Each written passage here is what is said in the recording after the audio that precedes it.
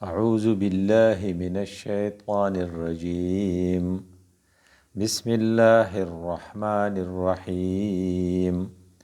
يا أيها الذين آمنوا أنفقوا من طيبات ما كسبتم ومما أخرجنا لكم من الأرض ولا تيمموا الخبيث منه تنفقون ولستم بآخذيه إلا أن تغمزوا فيه واعلموا أن الله غني حميد وأنفقوا خيرا لأنفسكم ومن يوق شح نفسه فأولئك هم المفلحون. صدق الله مولانا العظيم. رب اشرح لي صدري ويسر لي أمري واحلل عقدة من لساني يفقهوا قولي. د رمضان میاش په وتو ده او کله چې اخري عشره شروع شي نو بیا زمونږ ذمواري دا ده چې رمضان په دوم دام سره رخصت کو. د رمضان د استقبال دپاره په شو قدر کې یا په شعبان کې منګه د ډیرو روجو نیولو تاکید کړو، ځکه چې د رمضان په میاشت کې د شعبان په میاشت کې د الله رسول د ټول نه زیاتې نفلي روجې نیولې وې او دا دعا ویله چې اللهم بارک لنا فی شعبان وبلغنا الرمضان. خدای منګه دا رمضان دا شعبان برکتی کې او رمضان ته موږ په خیر ورسې. او چې کله د رمضان میاشت په ختمېدو شوه نو بیا د دې په دوم دام سره د رخصت انتظام زموږ ذمواري ده. په دې کې یو عمل د دې د رخصتۍ چې دی هغه اعتکاف دی چې د هغې بنیادي مقصد د لیلة القدر تلاشي. دویم کار په دې کې انفاق دی، د الله په لار کې لګول دي او د الله په لار کې لګول الله ته دومره خواږه دي چې چېرته د زکات په نوم د دې ذکر کړی دی تقریبا 100 پیرې او چېرته د صدقې په نوم د دې ذکر کړی دی تقریبا 50 پیرې. او الله تعالی په مختلفو طریقو باندې زمونږ په ذهن کې دا خبره کېنولې ده چې ستا د سنجیدګۍ او ستا د اخلاص پته به الو لګي چې ته د بدني عبادت نه علاوه مالی عبادت هم وکې. د مالی عبادت یو شکل زکات دی او بل شکل د هغې د فصل نه عشر ورکول دي او بل شکل د هغې د لوی اختر د وړوکې اختر په موقع باندې د اختر د مانځه نه مخکې سرسایه یا صدقه فطر ورکول دي. دا درې واړه یو قسم له فرض او لازم دي. که یو سړی دام نه ورکوي نو دته بخیل وی او بخیل دومره بدقسمته انسان دی چې الله جنت ته ویلی دي چې زما دې په خپل عزت او په جلال قسمی چې کم سړی بخیلو لا یجاورونک بخیل چې بخیل به زه چېرته تا ته در نه ولم او بخیل به چېرته ستا ګاونډي نشي. نو زما ستا په ذمه باندې د بخل د تعریف نه ځان بچ کول دي او الله تعالی دا فرمان چې تاسو له ما څه درکړي هغه خرچ کړئ. الله تعالی یو طرف ته د بدني عبادت دپاره چې د هغې غټ شکل مونځ دی د صورت فاتحه نازله کړه. صورت فاتحه د قرآن اړومبنی صورت دی، خو دویم نمبر صورت د قرآن سوره بقره دی چې پای کې زیات زور په انفاق او د الله په لار کې د پیسو لګولو باندې ورکړی دی. او کم خلق چې د الله په لار کې پیسې نه لګوي د دې دا مطلب دی چې د الله د دین دپاره دی سنجیده نه دي او الله تعالی خپل بیدونه خپل رازونه په سنجیده خلقو کولاوي په غیر سنجیده نه کولاوي. الله تعالی په صورت بقره کې 267 نمبر آیات کې مونږ ته وایي یا ایها الذین آمنوا ای ایمان والو انفقوا خرچ کئ من طیبات ما کسبتم پاک هغه چې تاسو ګټلی دي. زمونږ سره چې کم دولت دی یو هغه دی چې مونږ په مینول یا د مزدورۍ یا د نوکرۍ په صورت کې ګټو او یو هغه دولت دی چې هغه مونږه د زراعت په صورت کې مونږ ته الله تعالی په مختلفو فصلونو په شکل کې راکوي. نو الله مونږ ته وایي ومما اخرجنا لکم من الارض او هغه چې ما تاسو دپاره د ځمکې نه رایستلی دي. نو کله چې تا ته د ځمکې نه غنم میلاو شو، تا ته د ځمکې نه وربشې میلاو شوې، تا ته د ځمکې نه کجوري میلاو شوې او تا ته د ځمکې نه وسکې او انګور میلاو شو، نو اوس په دې کې به هم ته ورکې. نو سرسایه یا فطرانه واحد واحد زکات یا واحد فرض دی، واحد صدقه ده چې دا به د پیسو نه ده، دا د جنس نه ده. یعنی پتا باندې لازم څه شی دی؟ پتا باندې چې کله ته روجې ختمیږي د اختر د مانځه نه مخکې تاله پکار دی چې خپل او د خپلو نابالغو بچو حساب وکې او د غنمو په لحاظ سره به حساب کې، یعنی د هر یو کس په سر باندې په کم 2 کیلو یا 2 کیلو غنم او یا د نورو سیزونو نه هغه 3 کیلو، یعنی تقریبا 3.5 کیلو، 3.5 کیلو وربشې، 3.5 کیلو کجورې، 3.5 کیلو وسکې. په دې حساب باندې به ته سرسایه ورکې. که دا یې او دا ورکې نو هم په دې کې هسې نه چې کمزوری شی ورکې او هسې نه چې هغه بیکاره ورکې، هسې نه چې خراب ورکې. هغه شی به ورکې چې که تاله څوک درکوي نو چې ته پرې خفه کېږې نه.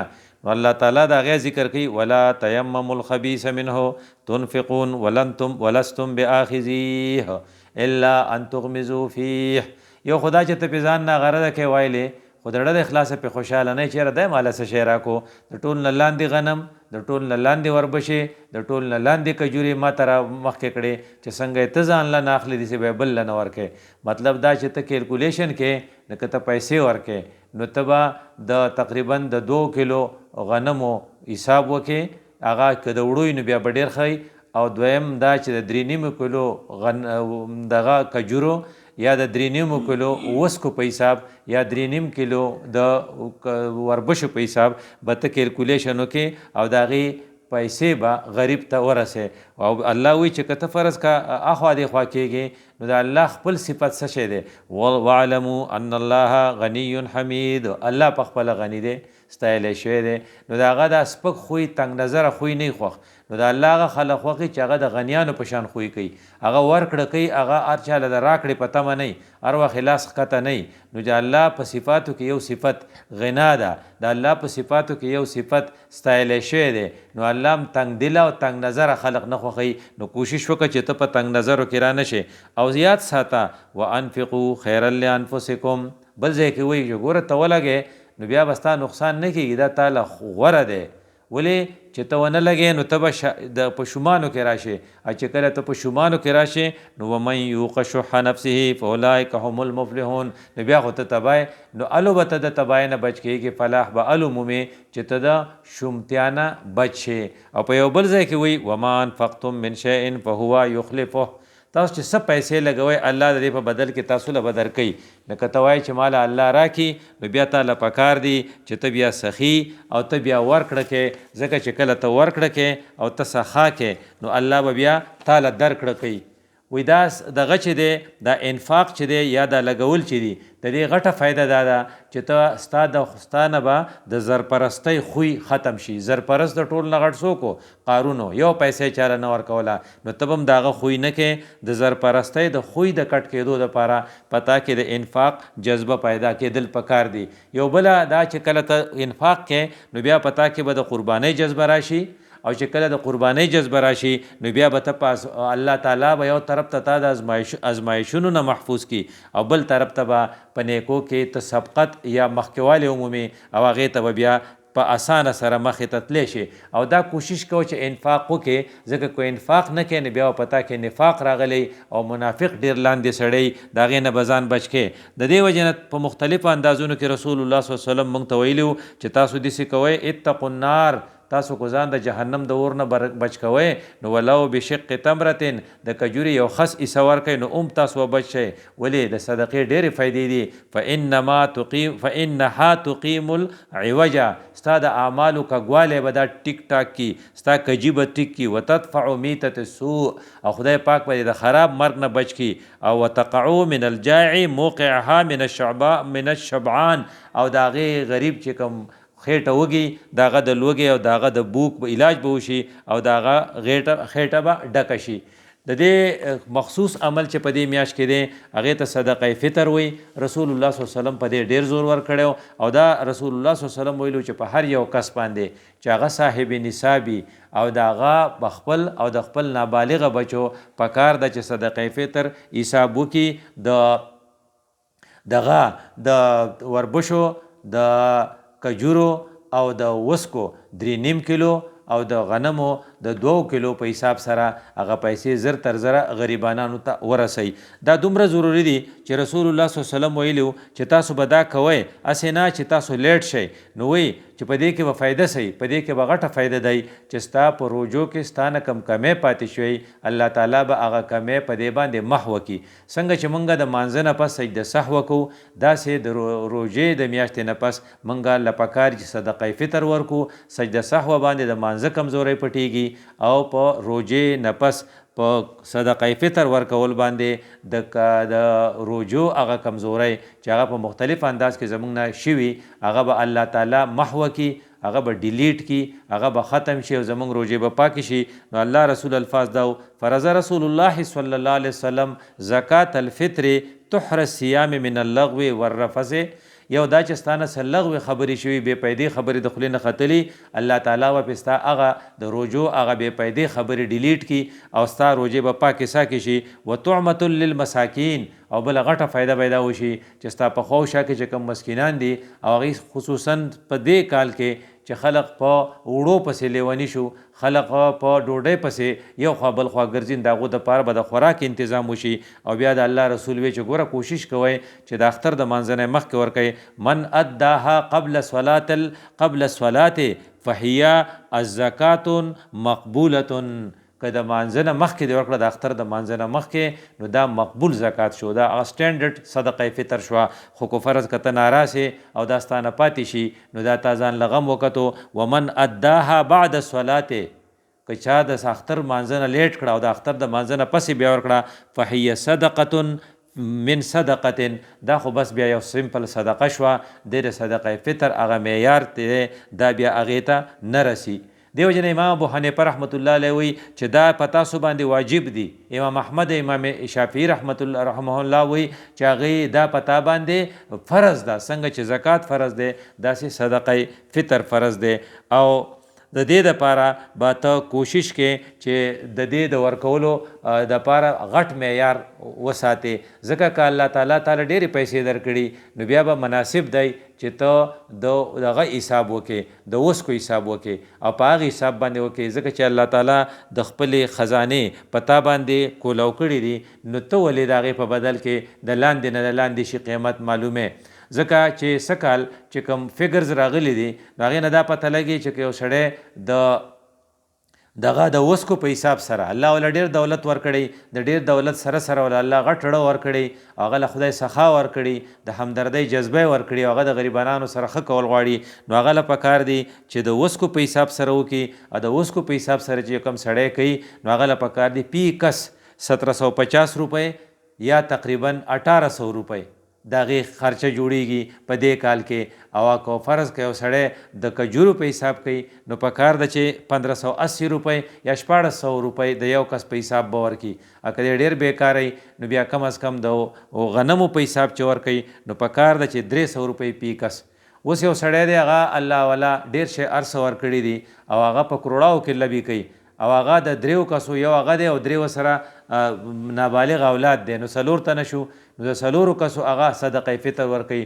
نو که د غنمو په حساب ورکوي نو جسټ 1200 روپۍ شوې، 4 3 12. او یو بل سړی چې د هغه ګزاره قرض کېږي صاحب نصاب دی، هغه هم دقه شانتې بچي دي نو هغه هم 1200 ورکوي، د دې ستوک نه جوړیږي، دی په کروڑاو کې لبې کوي او د هغې بل علاقه ګزاره کېږي. نو د دې د فرق په کار دی چې دی د دغه حساب ورکي، د وسکو حساب ورکي، د وسکو په حساب باندې کو فرض کده 1800 ورکي نو 4 8 32 7-8000 روپۍ به ورکي. یو سړی 1200 روپۍ ورکړي، بل کس 8000 یا 1000 روپۍ ورکړي، اوس توک جوړ شو. نو پکار دا ده چې کوم خلقو له خدای پاک ډېر څه ورکړي چې هغه په اوچت لیول باندې ورکړي صدقه فطر. ځکه صدقه فطر نه بغیر د ده مونځ چې دی د روجې چې دي هغه به صفا کېږي نه. او بله غټه فایده به دی چې د صدقه فطر د وجې نه به غیر چاپیره مساکینو ته او غریبانانو ته د رزق درک میلو شي. جبکې سکال د غنمو او د وړو د بحران د وجې نه ډېر زیات ضروري دی چې یو سړی صدقه فطر ورکړي.